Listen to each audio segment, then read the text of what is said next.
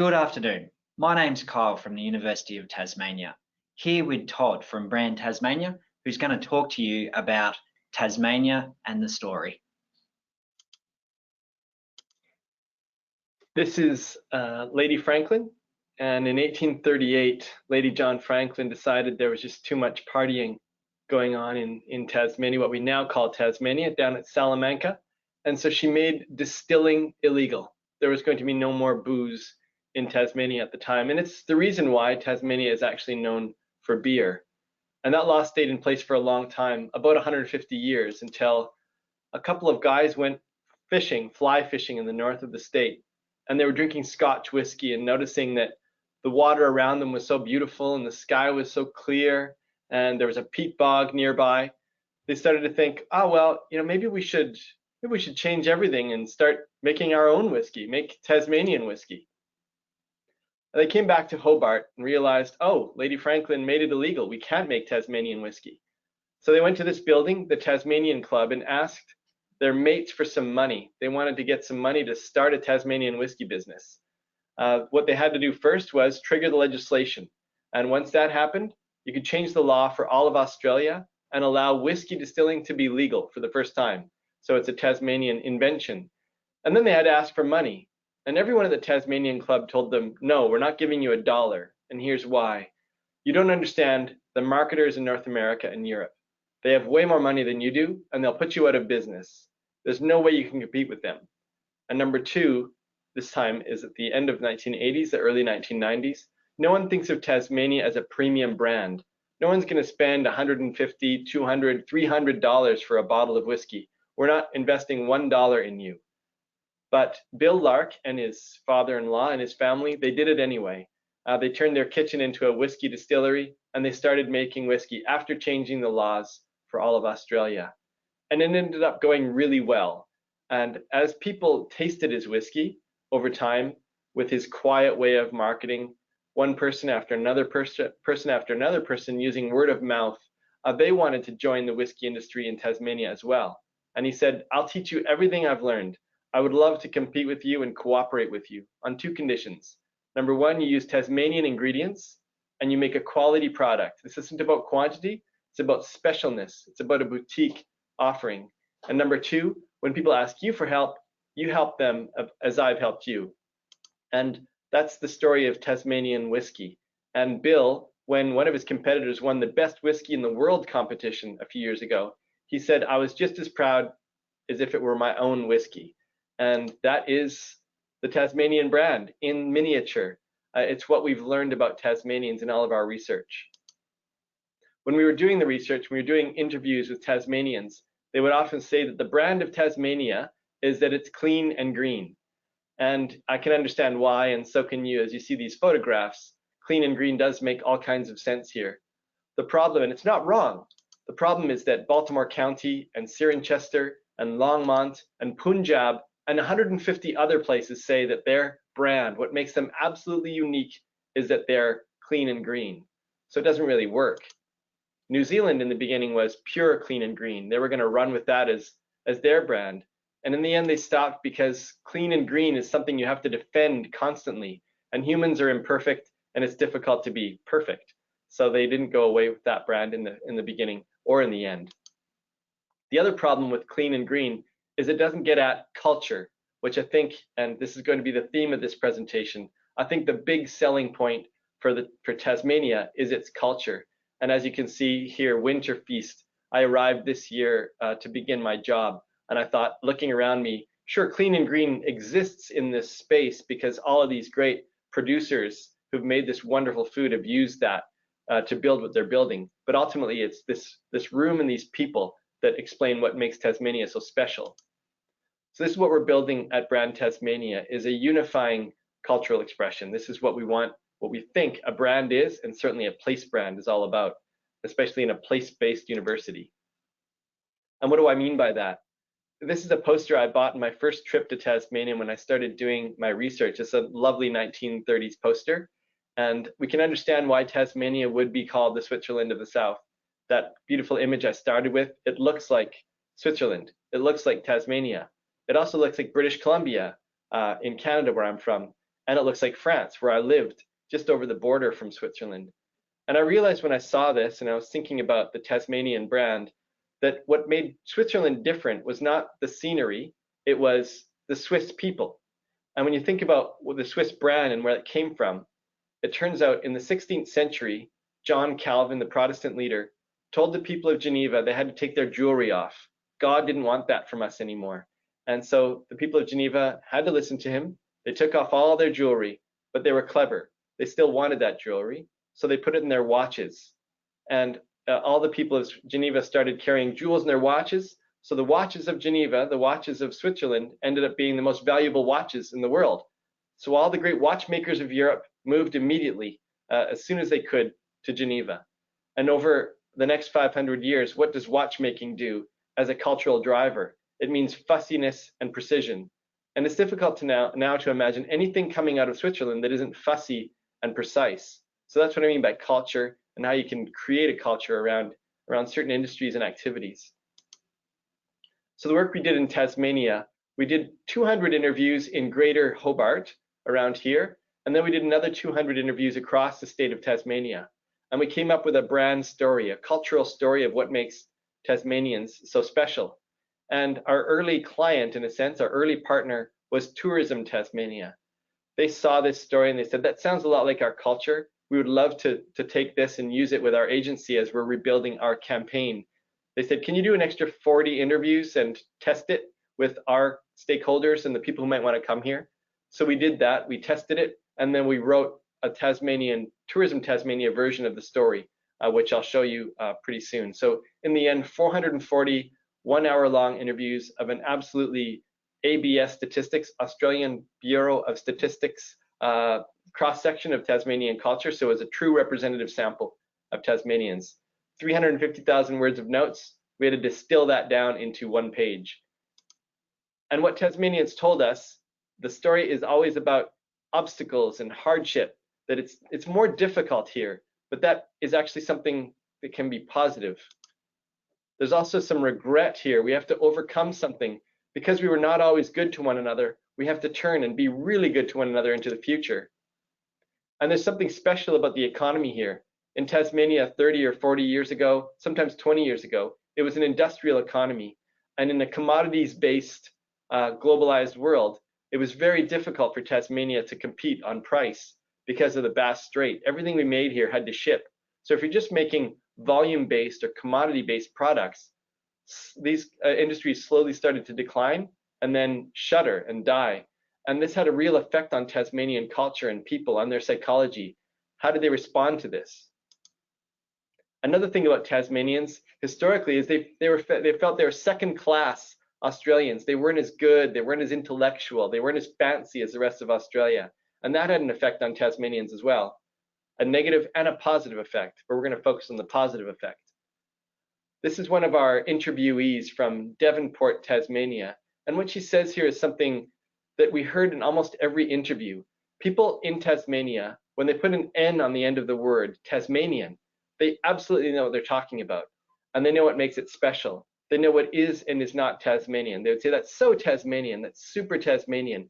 Here's an example of it.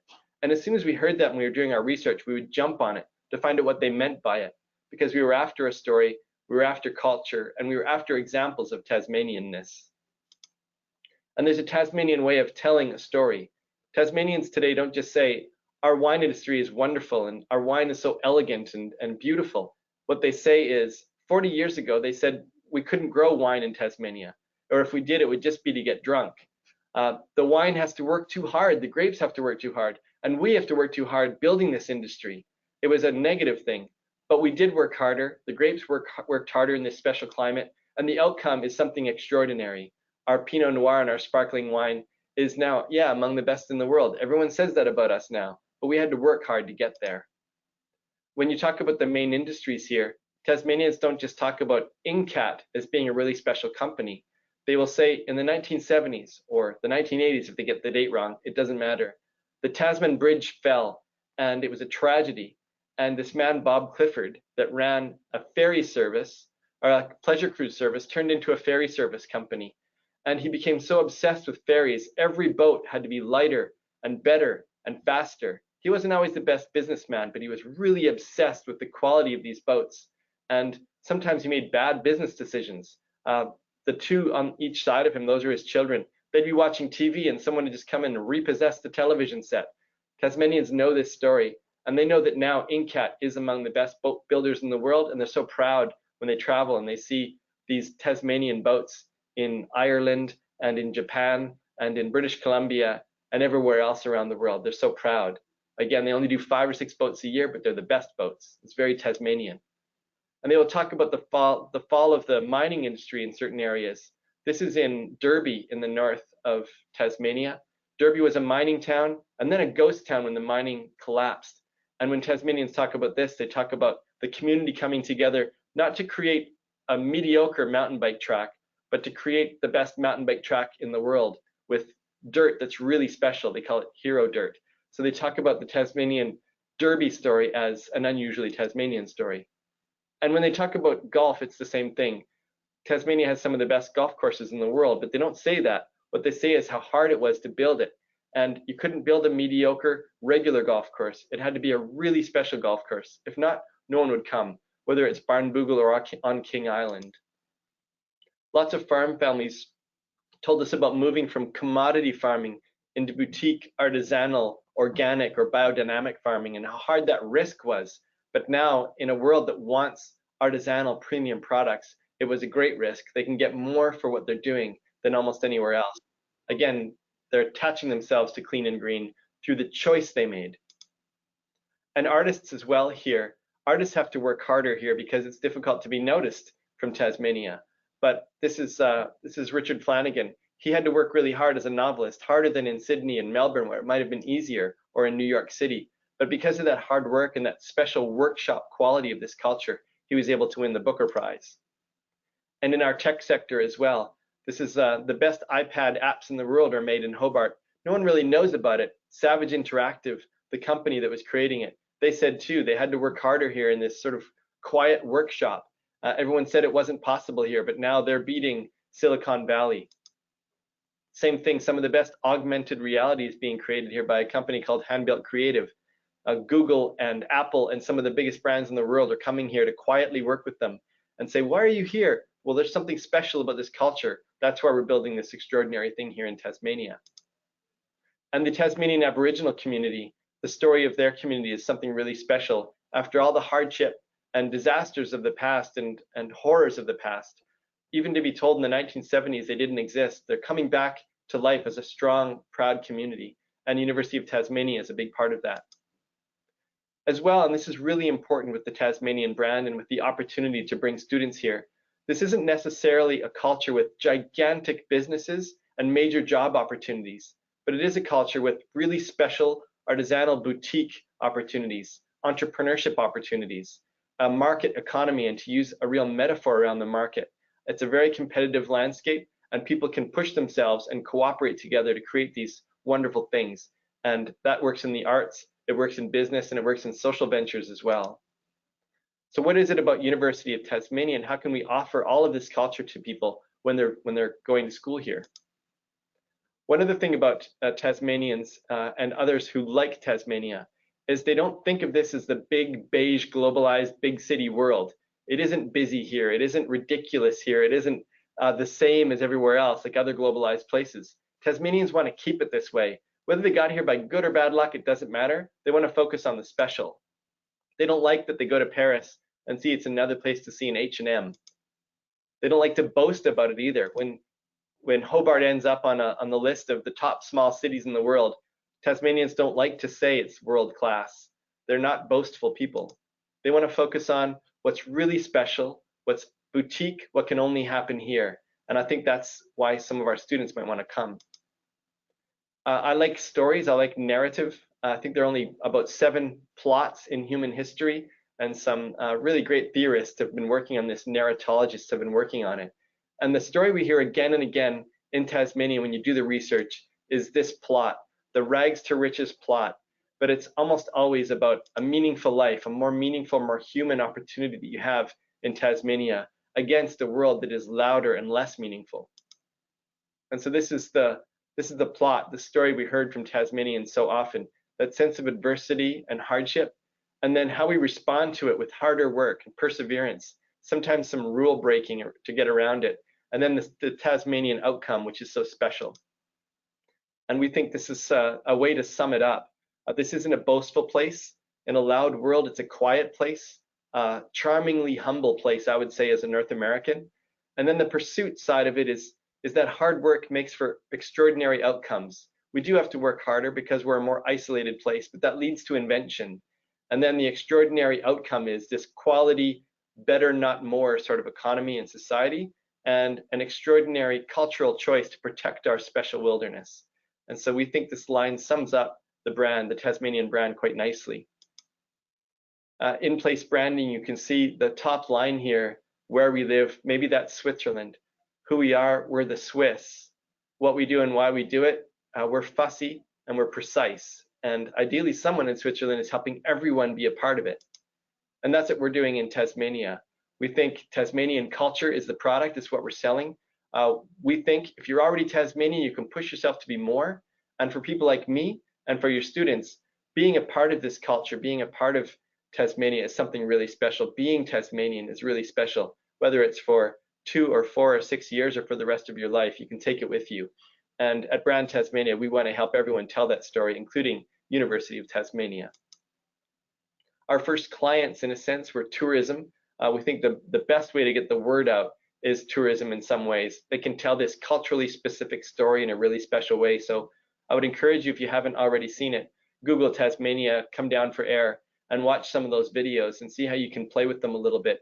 They do a really nice job of audience segmentation, and they do a really nice job of talking about the special, specific Tasmanian culture in a really playful way. And rather than us create a new logo, we thought, why not work within this? We're trying to unify our efforts in a small place. So we just took this wonderful word mark that they created and added an N on it when we began our work. But it isn't just enough to have this sort of premium looking tag. We think this works, but we have to have the story behind it. And so we made sure that there's a way using this story pairing, we call it, to tell the story of these people who've achieved something extraordinary here in Tasmania and to tell their story. This is a Launceston blacksmith, and you can see what he's created on the left. And you can use it in sports as well to get at the special opportunities, that hard work and extraordinary outcomes, the risks we take here. You can tell it in, this is a community-based story around a market here in Hobart, the Aboriginal story. You can tell the story of farmers. This is a potato family, farming family that has also moved into gin and really premium potato salad. They won the best farm family in Australia this year. We can tell the Tasmanian Antarctic story through the University of Tasmania. We can tell, this is an artisan welding company in the north of Tasmania called Direct Edge. We can tell that story, that opportunity. This is Bob Clifford from Incat. I told you their story a little bit earlier. Back to Hand-Built Creative. This is a way of telling their story. So underneath here, what we're doing is our strategy is to build the brand stories around these brands and organizations which tell the larger story of Tasmania and Tasmanianness. We want to make sure this new Tasmanian story looks like the new Tasmania. Anyone can be a part of this boutique culture.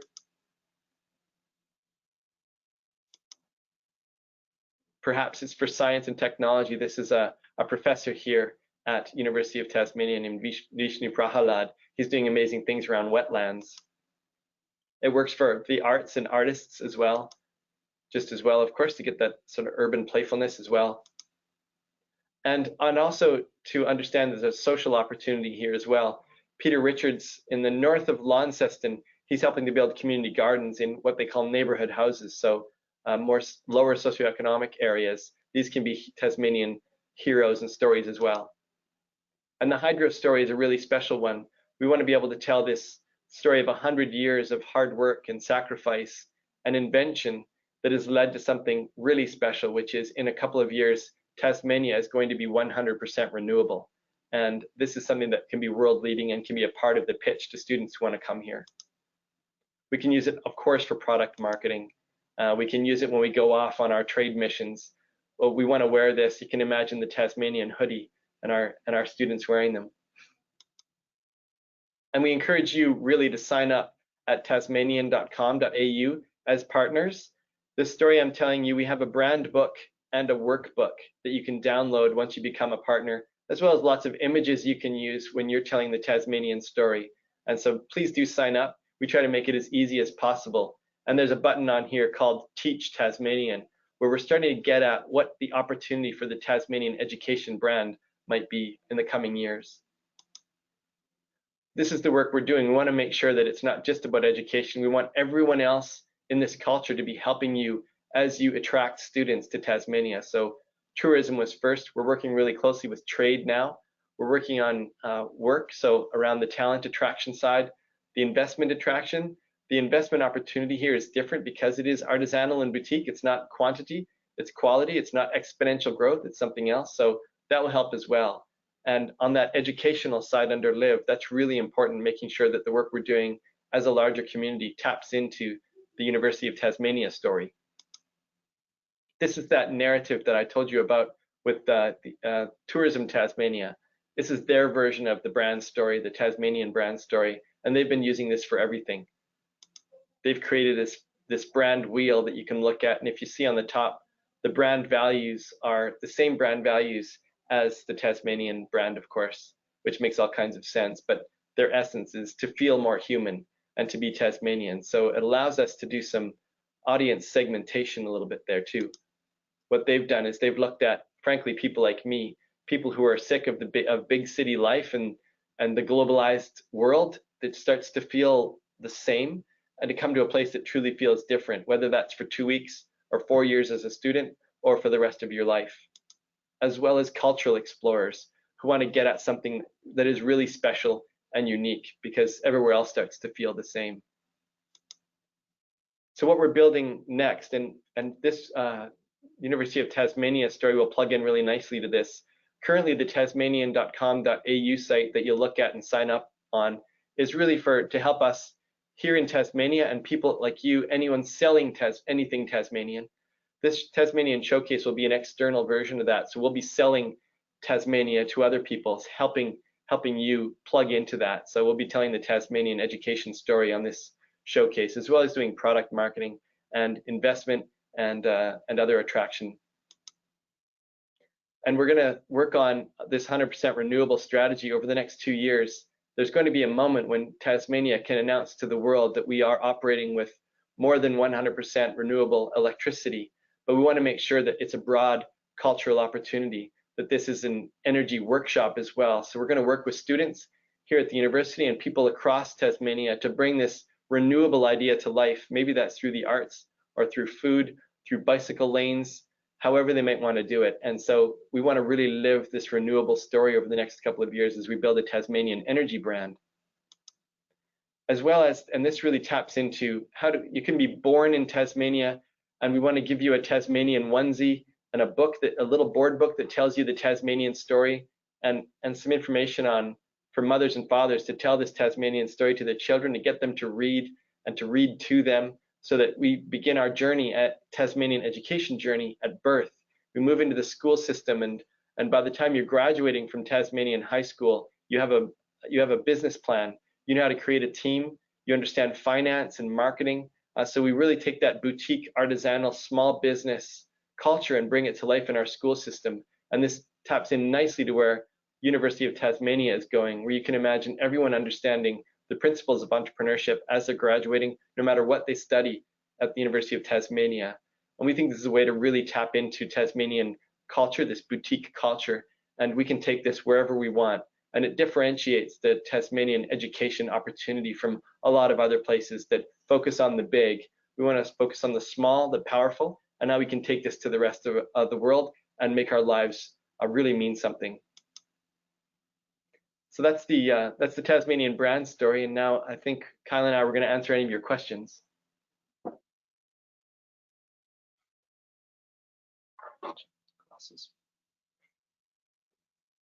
So I haven't got any questions coming through just yet, but if you do have any questions for Todd and myself, please put them on, type away, and we'll be more than happy to answer. This can be anything from how we can project or how we can tailor the Tasmanian brand to new students from other communities coming into that want to experience the community that we're setting up here, and a range of different other questions if you've got them. So please don't hesitate to ask. The notion of a really Tasmanian welcome to new people when they come here is something we're really exploring, and we'd love to partner with the university on as well. So when you arrive, you get something. You're plugged in immediately to this opportunity, whether it's something you're officially studying or a way for you to be a part of this community. That's a really good message. That is a really good message for oncoming students, that they're coming and they're going to kind of experience something straight away. Like, they're going to be welcomed by that Tasmanian brand, which is great. We have a question here from Rachel. International students fear that they will not get a job in Tasmania when they graduate.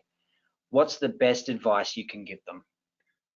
The best advice would be, you might find a job here, but we would love you to graduate with your own, to build a job. As you're here, you'll graduate with the means and the encouragement and the inspiration to start your own job. Whether you want to build a business, you want to build something in culture or a social venture, we don't want to pretend there are 150 Fortune 500 companies here. There aren't. It's not a place with massive businesses.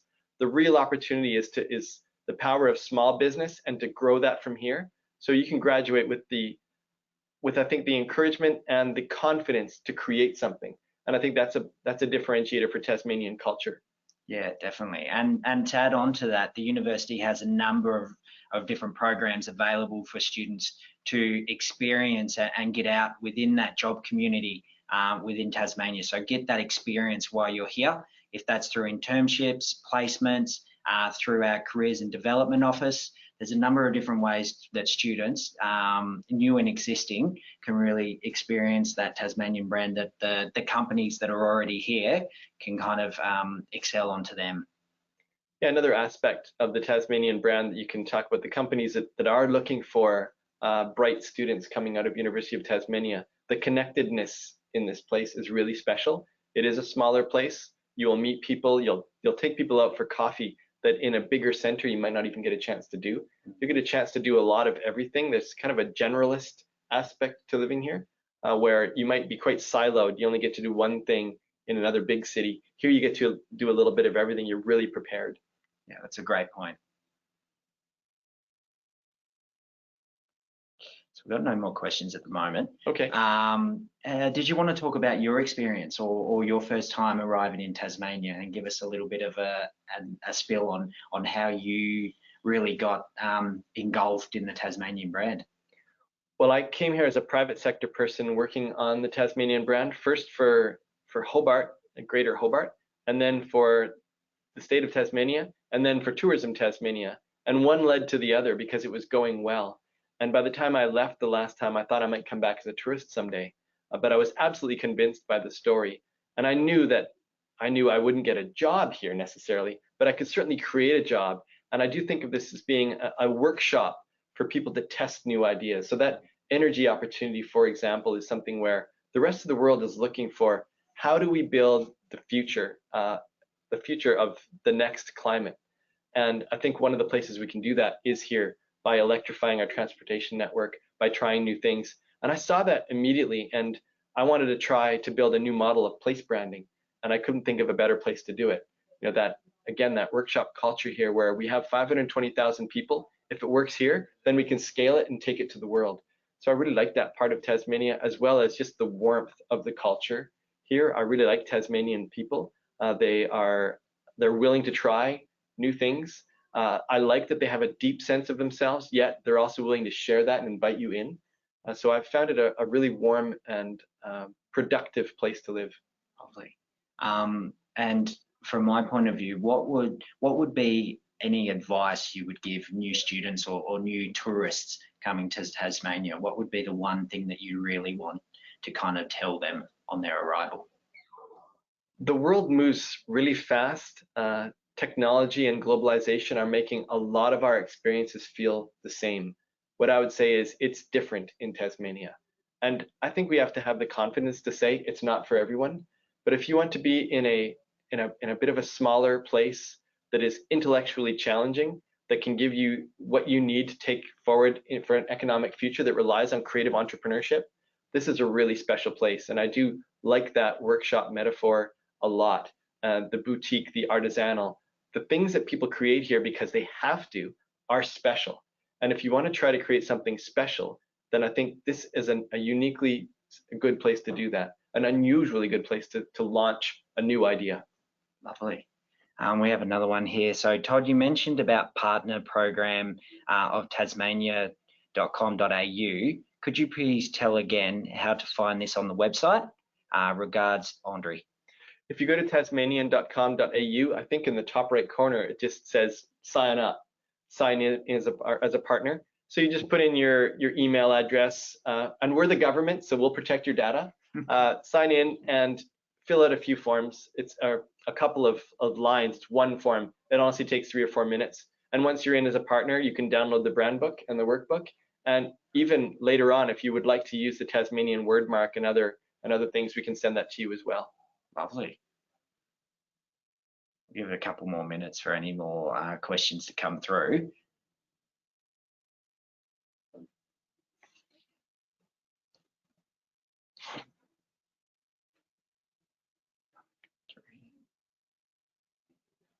I would convince my kids to go to university here. It's nice, isn't it? I would, yeah. I think it's and I've totally bought into the culture here. I've convinced myself that I think what you learn here, you can take to the world in a really special way. And we do find that even if you do graduate from the University of Tasmania and you leave, people often come back because they realize, you know, I did the big city thing, and now I think I'd like to come back and launch whatever that special thing that makes my heart sing, launch it here. Yeah, definitely. And on that as well, it's also a great opportunity and a great place for students, but also for people coming back that want to settle. It's a really good environment, really safe environment. Tasmania really prides itself on the safety that we give the community. I know from my experience, I was born, raised in the west coast of Tasmania, moved overseas, went across, lived in Melbourne for a nice couple of years. That big city scene was great, but then when you want to settle down, you want to grab that community feel where you know your neighbour, you know your person across the road, and you just want to feel that as you grow older. Tasmania's really got that brand about it. Like it can be you're really neighbours, and it's a great opportunity for anyone that's looking for that community feel, or if you've experienced it overseas, just to expand on it a bit more in a different setting. Yeah, absolutely. Yeah. Nothing new just yet. We'll probably give it another couple of minutes. I'd say about 2 minutes. If anyone's got any questions, please ask away, and we'd be more than happy to answer. One last thing, I think, Launceston and Hobart, especially as smaller cities, they still have a lot of the pleasures of urban centers, of bigger cities, without the nonsense. Yeah, that's it. The architectural beauty, the arts and culture, wineries everywhere you go. It is a wonderful lifestyle that you get when you're here as well.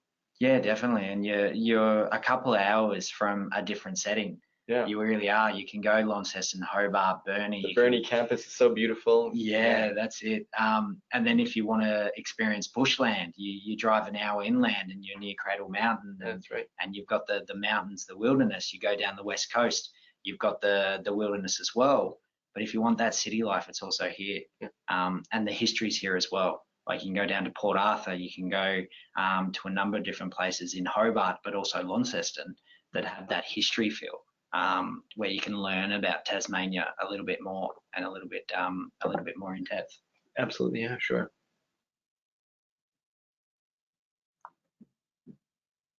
Here we go. Hi, Todd. In one sentence, how would you sell Tasmania to the world? Tough question.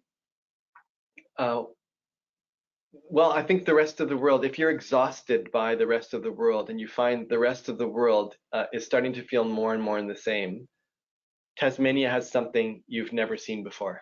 It is the quiet pursuit of the extraordinary. I find the quiet. I like the hard work and ethic here, and I love that. I feel like the things that I eat see, experience, read here are different than anywhere else. Lovely. That was a long sentence. That's a long sentence, but there's a lot of little slogans that you can pull out of that and, Yeah, that's right. definitely use.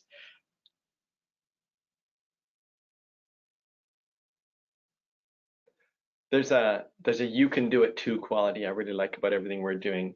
One interesting thing about almost every Tasmanian success story, it's rarely people who come from generations of wealth and privilege. It's often people who've just launched a passion. So if you have a passion, this is a great place to test it out. Yeah, definitely, definitely.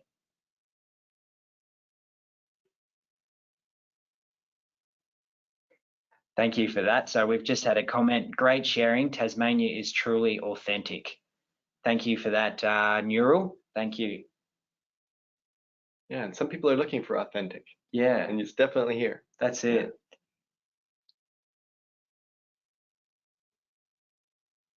Yeah. Okay, so we've got no more questions. Todd, if you're happy to finish up. Yeah. I'm happy to finish up. It was great talking to you. We've covered a lot about the Tasmanian brand and what we're doing with it here in Tasmania and how we want to share it to the world. So from the University of Tasmania, I'd like to say thank you so much for your time. It was very informative and I can imagine how easy it would be just to share this brand. Yeah, great. And we're working closely with the University of Tasmania to really build out this story. So thank you. No worries. Thank you so much, everyone, for your time. If you do have any questions, don't hesitate to email them through, and we'll be more than happy to answer anything in the oncoming weeks. So thank you so much.